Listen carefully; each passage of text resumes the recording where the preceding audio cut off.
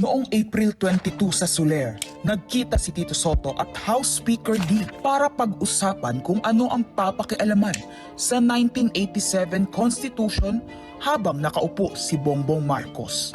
Matindi ang mga akusasyong binitawan ni Senadora Amy Marcos sa session kanina sa pamamagitan ng isang video at privilege speech. Anya, isinusulong ni Senate Minority Leader Tito Soto at mga kasamahan nito sa minorya ang charter change sa pamamagitan ng Constituent Assembly, kung saan mga miyembro ng Kongreso ang magsusulong ng pagbabago sa konstitusyon.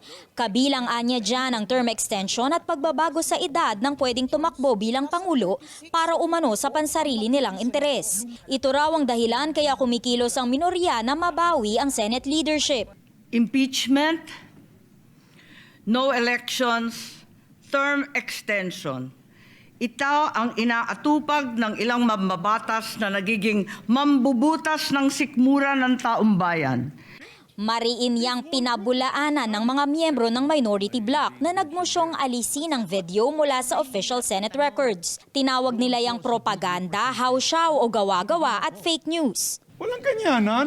Kung galit po kayo, magsalita po siya dyan, mag-aalis siya sa gobyerno niya, mag-aalis siya sa kapatid niya, murahin niya kapatid niya.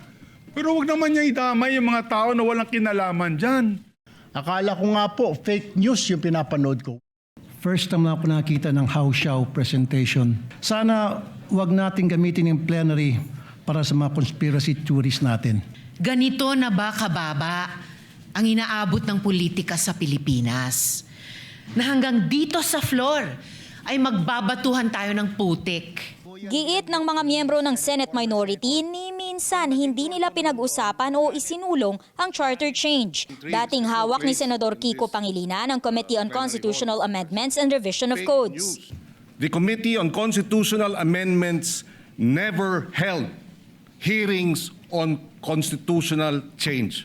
The Senate did not entertain charter change under my watch. Samantala, kinumpirma ni Soto na nag-meeting sila ni House Speaker Faustino Bogie D. Pero ni minsan hindi raw siya nagpahayag ng suporta sa charter change. Hindi rin daw dapat magulat kung makita silang magkasama dahil madalas silang maglaro ng golf. Tinanong nila yung source nila, pumayag ba ako? Yung mga binabanggit na idea, I did not even mention it to any member of the Senate.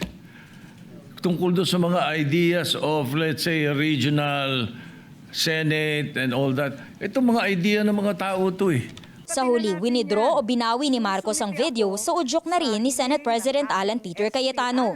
Sana, kapalit niyan, ipangako natin lahat sa ating taong bayan na walang term extension na mangyayari at na may eleksyon sa 2028. Hindi naman ikinakaila ng 11-member Senate Minority Bloc ang mga pagkilos at negosasyon para makakuha ng dagdag na miyembro. Kinumpirma ni Senador Risa Ontiveros na ilang miyembro ng Senate Majority Bloc ang nagpahayag ng intensyong lumipat sa minority pero wala pa naman daw silang pinal na desisyon.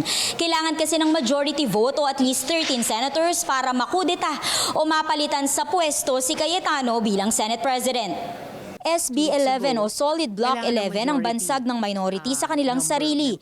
Gusto nilang si Senador Win Gatchalian ang iupong Senate President. Pero giit naman ni Cayetano, solid o buo rin ang 13 miyembro ng Majority Block. Buo yung 13, sa 13 walang unsihan. Para sa impormasyong napapanahon at on demand, Amor Santos, Newswatch Plus.